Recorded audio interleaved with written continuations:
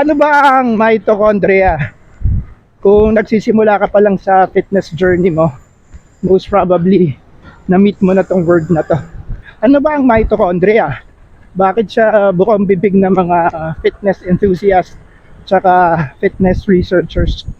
Ang mitochondria is parang power plant or generator ng mga cells ng katawan natin.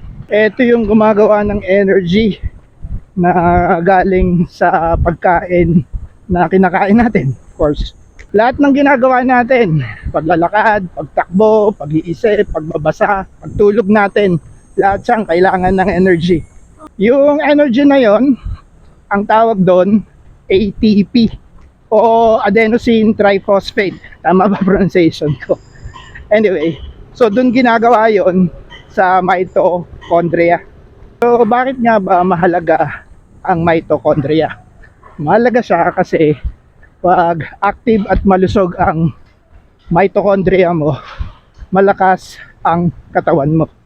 Mas maganda ang metabolism, mas mabilis kang makasunod sa diet, kaya mas mabilis kang magbawas ng timbang.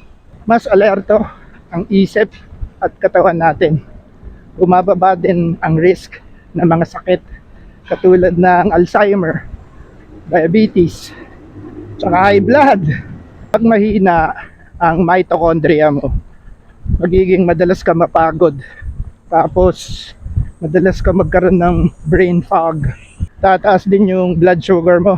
Tapos, bumabagal yung katawan mo maski madali lang naman yung ginagawa mo. So, ano ba yung dapat mong gawin para mag-improve yung mitochondria mo?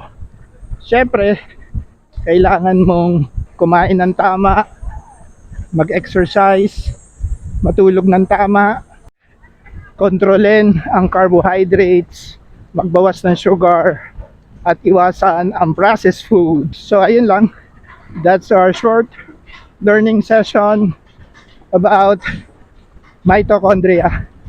Kung meron pa kayong gustong pag-usapan, let me know, i-comment nyo lang. Happy Sunday!